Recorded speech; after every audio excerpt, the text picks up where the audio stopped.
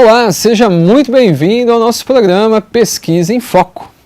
Esse programa é para você que gosta de pesquisa, inovação, ciência, tecnologia e, claro, também assuntos polêmicos dentro da academia, tá? E hoje não vai ser diferente. Hoje nós vamos falar de um assunto que está chacoalhando aí o meio acadêmico, que é a inteligência artificial.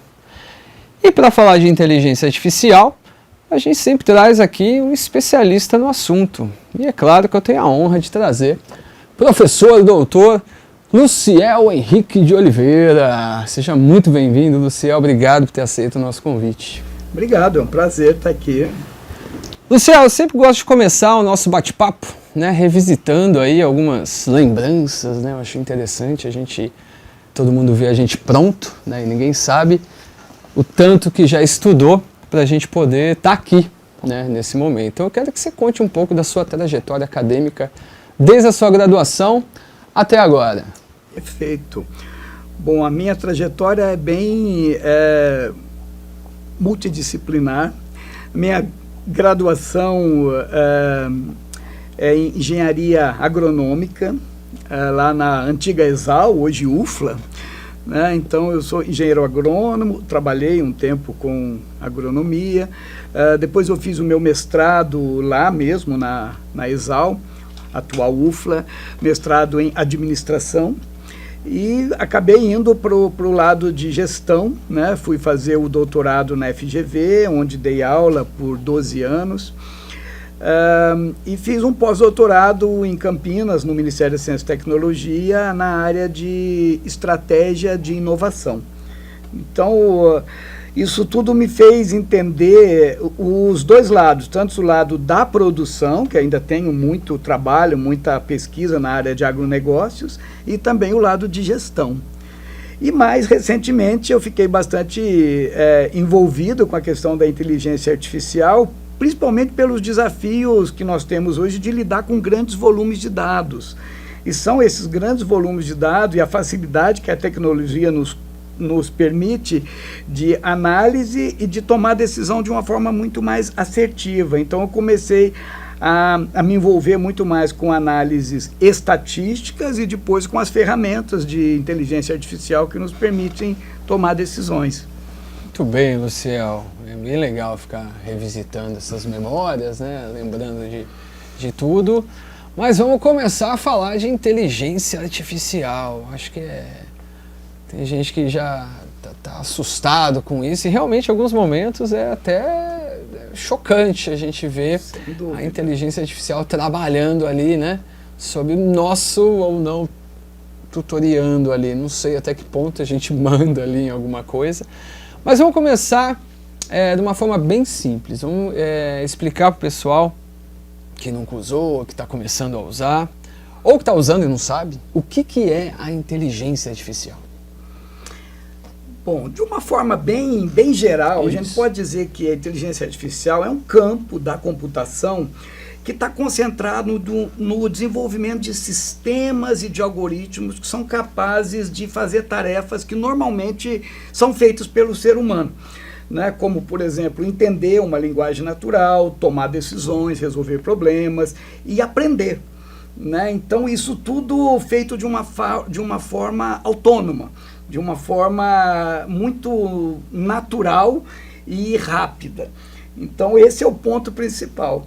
Nós temos hoje, indo um pouco mais além, né, que a inteligência artificial não é nada novo, isso existe desde a década de 50.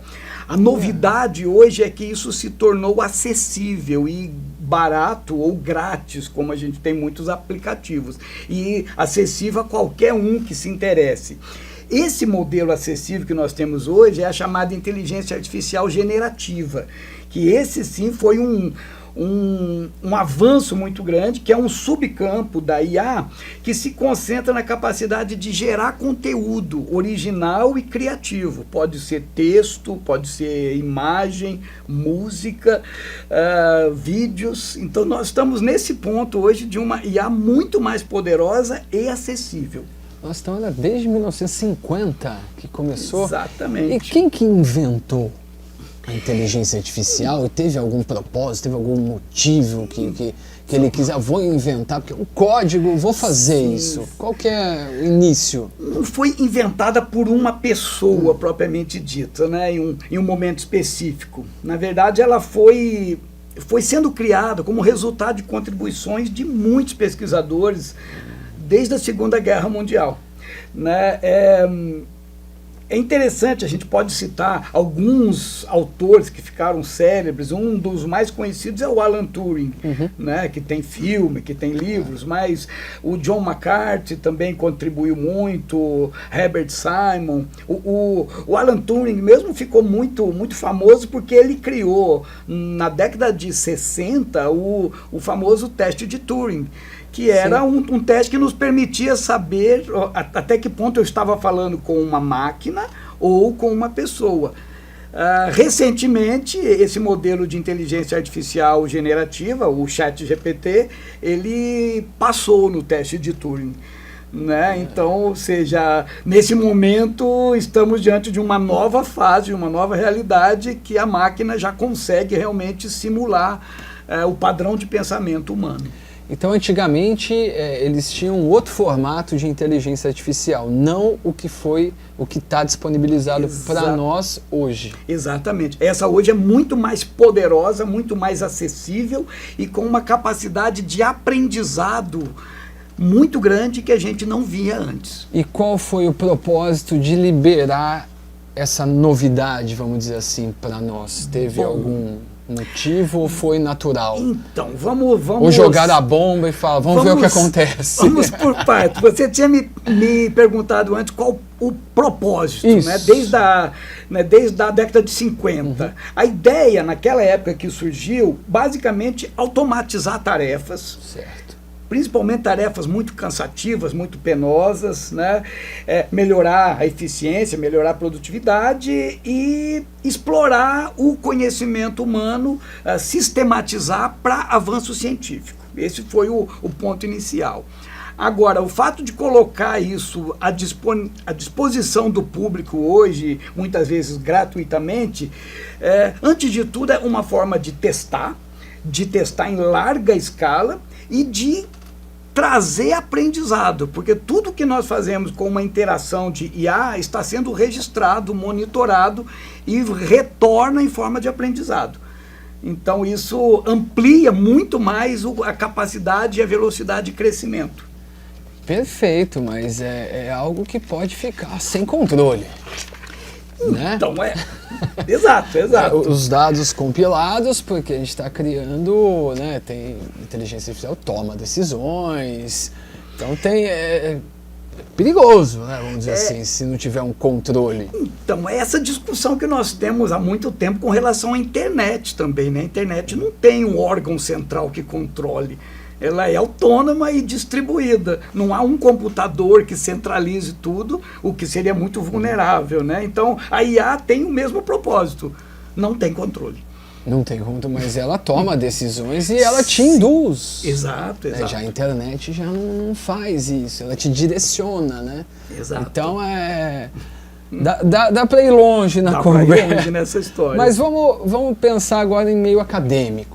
Tá, é o que a gente está falando aqui no meio da pesquisa, que está tendo até um uso, o lado bom e o lado ruim, vamos dizer assim. Então vamos tentar entender esses dois lados. O que a inteligência artificial trouxe de benefício até o momento para a pesquisa hoje? O que tem de benefício para nós?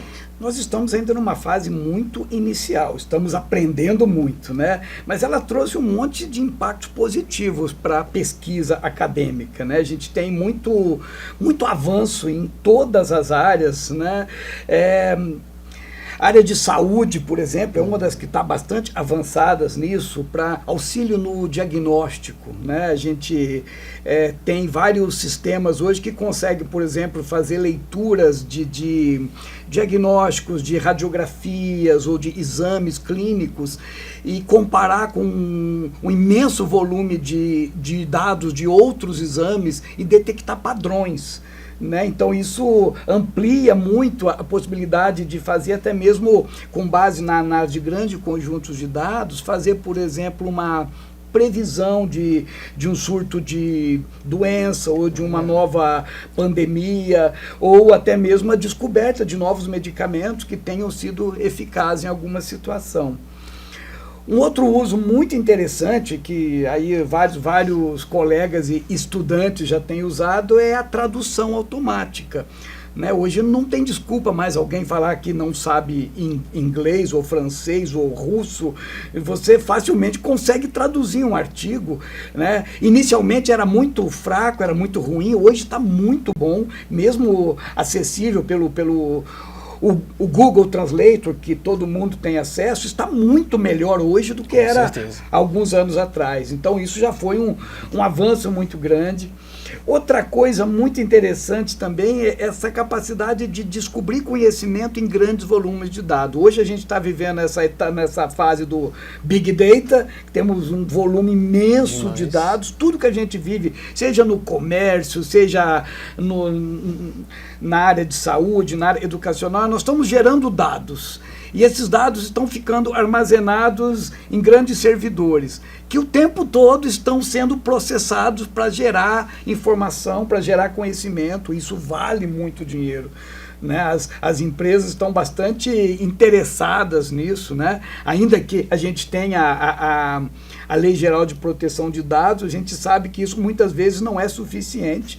Né? Então, há todo um interesse, tanto da parte de pesquisa acadêmica, quanto da parte comercial, nesses dados. E uma última coisa também, que foi um avanço muito significativo, que nós estamos acompanhando hoje, é a questão de assistente de pesquisa e chatbots. Nós temos visto muita coisa, assistentes virtuais, né, um robô, entre aspas, que tem ajudado pesquisadores a descobrir padrões, a pensar em novos insights para fazer pesquisa, ou a fazer ligações que sozinho o pesquisador ia demorar muito tempo, anos e anos. E os algoritmos conseguem fazer links que a gente não pensaria tão facilmente, ou ia demorar muito, e eles aceleram muito essa discussão. Que legal, aí bastante coisa, né? Isso é importante ir por esse lado. Agora vamos para o outro lado, né? Se teve impactos positivos e os impactos negativos, o que já teve aí de ruim na história aí? Olha, nós temos muita discussão sobre isso também, né? Principalmente com questões éticas e sociais e de segurança, né? Eu acho que inicialmente a gente pode falar uma questão que é sempre discutida, é a questão do viés e da discriminação. Os algoritmos aprendem, a IA aprende com um padrão de pensamento de quem está utilizando. Então, por esse sentido, é possível reproduzir um padrão de pensamento preconceituoso ou que tenha algum viés, por exemplo, machista, racista, homofóbico, seja lá o que for. É possível você treinar, entre aspas, um algoritmo para pensar dessa forma. Né? Então isso torna-se um lado bastante preocupante.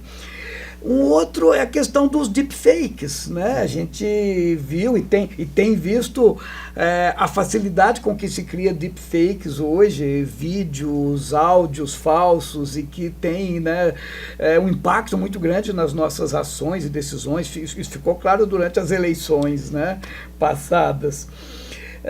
Desemprego tecnológico é um outro lado bastante discutido. Se bem que nós estamos acompanhando uma tremenda revolução, ao mesmo tempo que muitos cargos, muitas tarefas somem, outras novas estão sendo criadas. Sim. O que a gente pode dizer é que tudo quanto é atividade repetitiva, mecânica, que não precise pensar, mais cedo ou mais tarde vai ser substituído por uma máquina. Não tem como a gente preservar mais isso. Por outro lado, é necessário cada vez mais pessoas capazes de pensar, de raciocinar e de usar essa tecnologia. Daí a grande diferença que nós temos que ter hoje de investir em educação, cada vez mais pessoas preparadas para isso. Ou seja, é um terreno livre onde cada um vai para o lado que quer. Perfeito. E você falou em ética. Existe ética em usar a inteligência artificial hoje? Então, tem bastante discussão sobre isso, né? Mas a ética na IA envolve a gente fazer consideração sobre como é que os sistemas são projetados. Quem é que projetou, com que finalidade, quem treinou e quem está usando, porque nós temos essas fases: projeto, treinar a IA e uso, né? Então,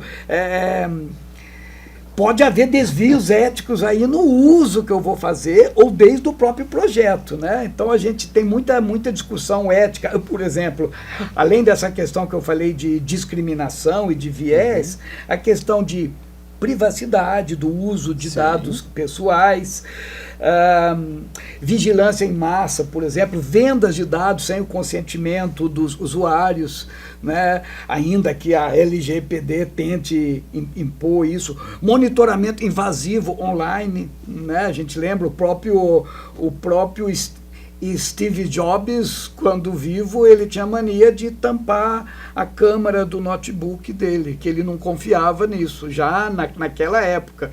Ou seja, ele só abria quando ele queria aparecer, né? Porque esse monitoramento é bastante comum.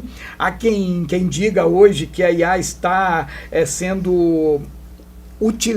que a IA está utilizando o recurso da Alexa ou do Google Home como um microfone que fica em tempo real ouvindo tudo que se fala, né? A gente não tem certeza disso, mas é uma possibilidade. Mas que todo mundo já conversou sobre passagem aérea e viagem, que dali na hora aparece uma propaganda, isso acontece, né? Então já temos aí uma desconfiança muito forte. Muito séria. Então, já falando aí em ética, né, vamos traçar um cenário agora bem ficção científica da vida atual, né? Cada um está fazendo a sua inteligência artificial, principalmente as grandes empresas, né? Então, o Facebook, o Google, a Tesla, cada um está desenvolvendo a sua. E elas são independentes uma da outra, com alguma tendência. Nenhuma é neutra. Pode existir a possibilidade dessas inteligências brigarem entre si, competirem entre si, uma querer boicotar a outra, criar um cenário bem, né, atual, mas é muito ficção científica, mas isso pode acontecer? Olha, pelo que eu tenho lido, pelo que eu tenho visto, essa ideia de uma briga direta é muito difícil, é muito improvável. Porque elas são ferramentas que foram treinadas para fazer tarefas específicas e para aprender. Diria assim, elas não têm motivações para entrar em conflito entre elas. Nem se quem programou puxar? É possível, mas eu acredito que o que nós temos visto hoje são ações que são determinadas pelos parâmetros que elas foram montadas e por quem desenvolveu isso, né? Nós temos um exemplo muito interessante. Uma das primeiras inteligências artificiais a serem bastante divulgadas, mas não se tornou tão pública assim, foi a da IBM, que foi o Watson, né, que ainda está no ar, né, e ele criou alguns recortes, né, que ele tenta apontar para aspectos éticos que devem estar sendo considerados por todos, né? Essa questão de evitar uma competição desleal entre as IAs, que elas deveriam ser muito mais colaborativas do que competitivas, e um certo cuidado ético em manipulação de informações falsas, né? E também entra nesse lado que se fala muito no uso responsável da IA. Mas você tem toda a razão, porque principalmente quando se trata de questões mercadológicas, né, de monopólio e poder de mercado, aí sim a gente corre esse risco de ter eu não diria brigando com a outra, mas eu acho que a disputa vai ser por se tornar o padrão dominante.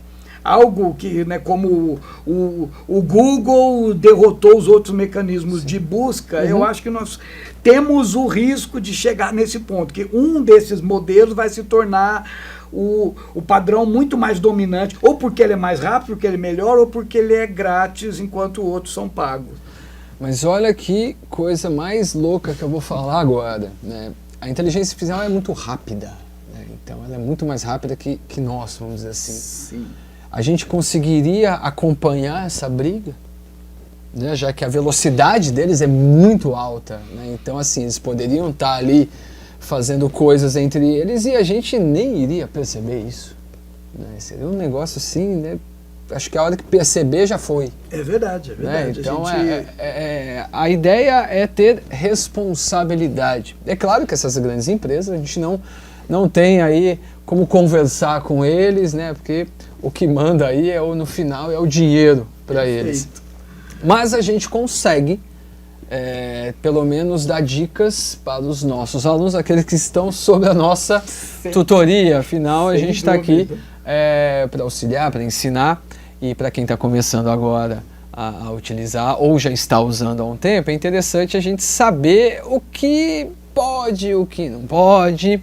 Então, quais seriam as dicas que você daria hoje para quem está usando a inteligência artificial no meio acadêmico, principalmente aí com os trabalhos escolares, os trabalhos da faculdade, TCC também, e para os pesquisadores? Quais seriam as melhores dicas para a pessoa usar de uma forma confortável?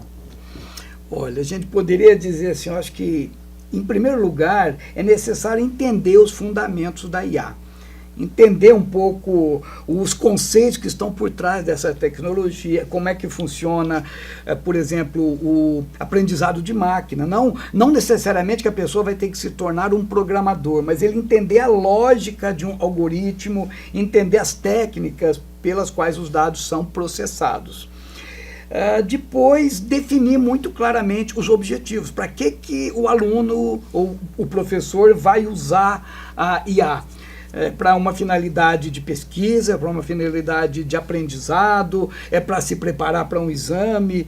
Então ele tem que ter isso em mente muito claro e depois escolher as ferramentas claras. Hoje a gente tem uma imensidão de ferramentas. O ChatGPT é o mais conhecido, é o mais popular, mas nós temos muitas outras ferramentas, muitos outros softwares, alguns grátis, outros pagos, né? Então, é entender isso para que a gente possa também tirar o melhor proveito. E uma outra dica muito importante é se preocupar com a qualidade dos dados, né? Que é uma coisa que a gente nunca pode esquecer, que é uma máxima da área de sistemas, que se entra lixo, sai lixo. Exato. Então nós temos que ter claro que a qualidade dos dados é fundamental. É necessário certificar o tempo todo o que está fazendo, que dados eu estou usando, como que eu estou tratando isso. E, por último, aquele cuidado de evitar viés e discriminação, que sempre vai estar presente. E utilizar os resultados que você pediu, principalmente para o ChatGPT, que está o mais popular aí, é plágio? Então, isso é uma discussão imensa que tem aí, né? Porque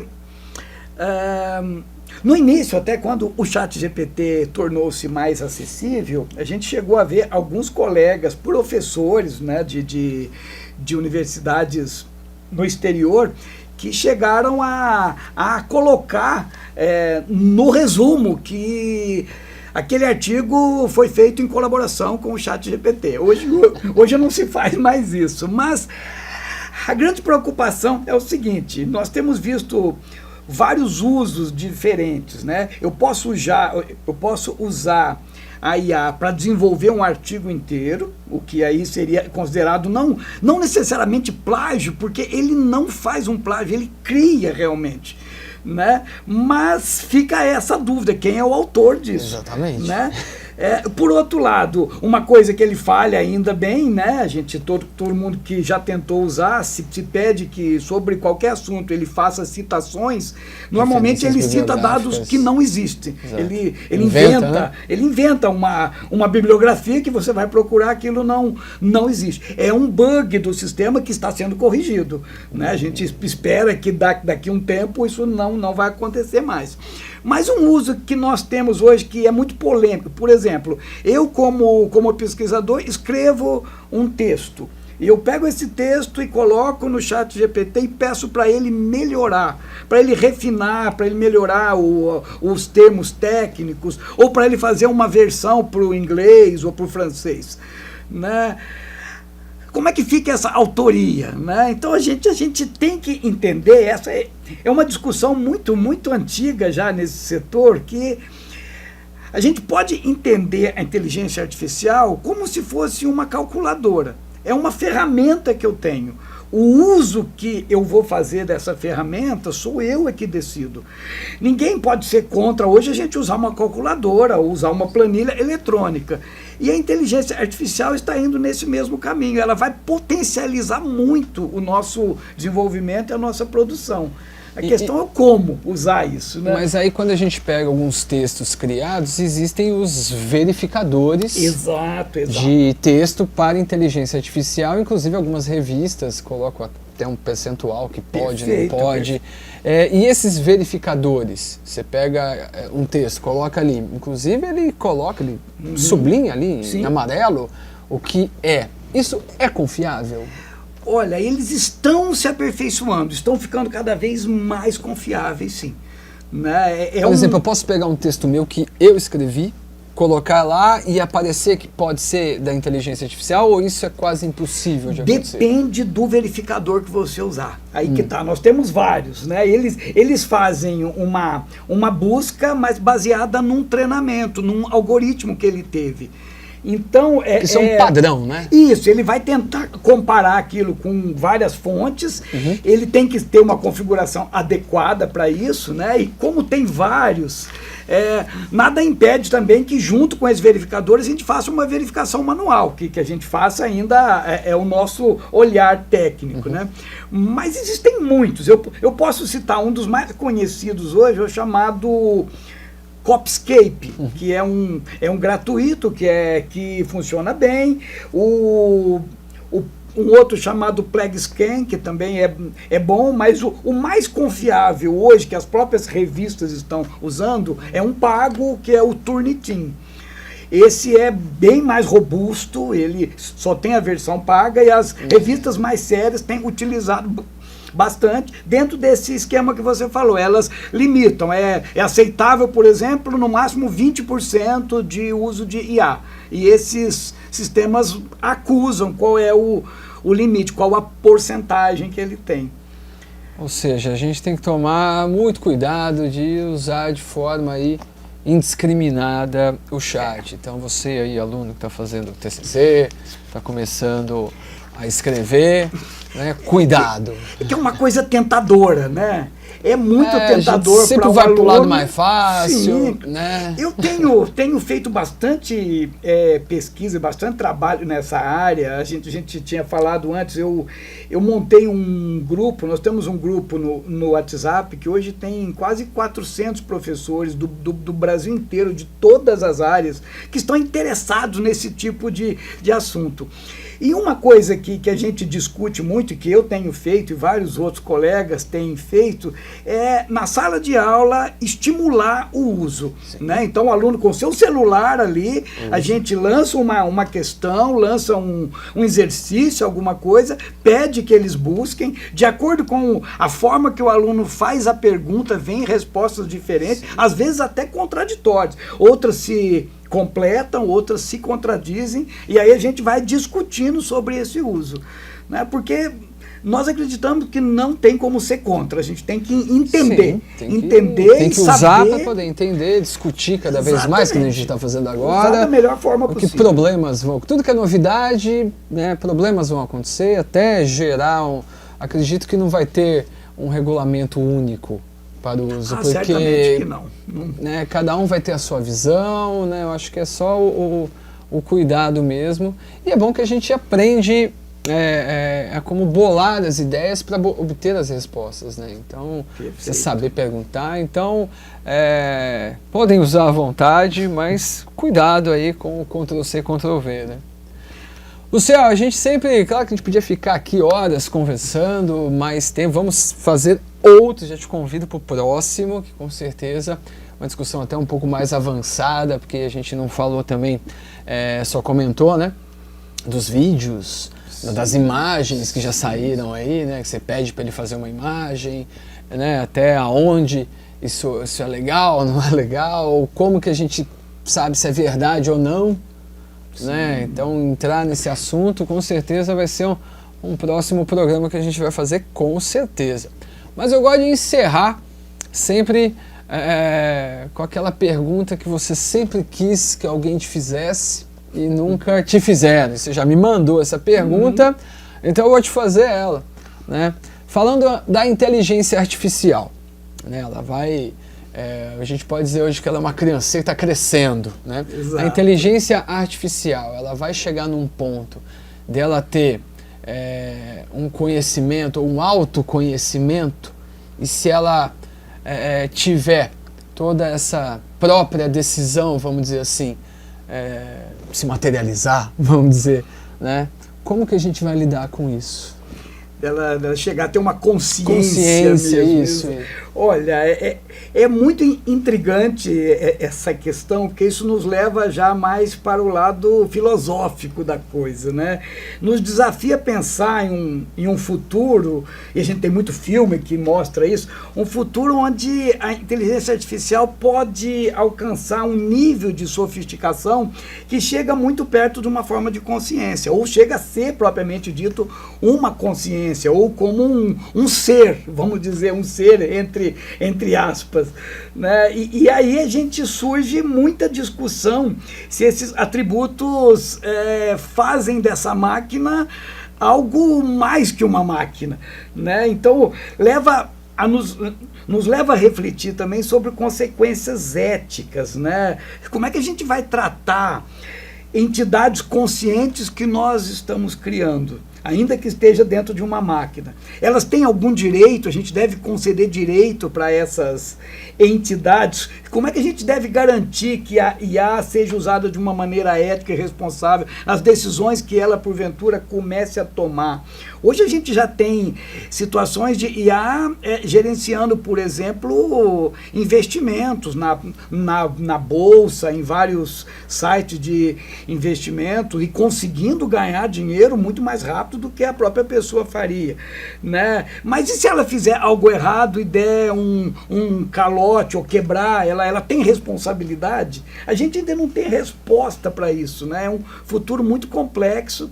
Eu gosto muito de citar aquele livro do Homo Deus, lá do Harari, onde ele tem um capítulo onde ele vai mais além ainda, já especulando que o Elon Musk está fazendo hoje com a Neuralink, né? Ainda é coisa de ficção científica, mas dá para a gente imaginar que, do ponto de vista teórico, isso já está sendo cogitado. Você, por exemplo, conseguir fazer uma espécie de download do cérebro de uma pessoa que morreu, né? Então, o ser humano, o corpo físico morre, mas continua vivendo em uma máquina, né? Imagina que confusão ética e jurídica vai dar. A gente continua vivendo uma máquina que continua sendo capaz de aprender e de interagir conosco, né? Então, até que ponto isso deve ser levado a sério, ou a gente deve proibir isso?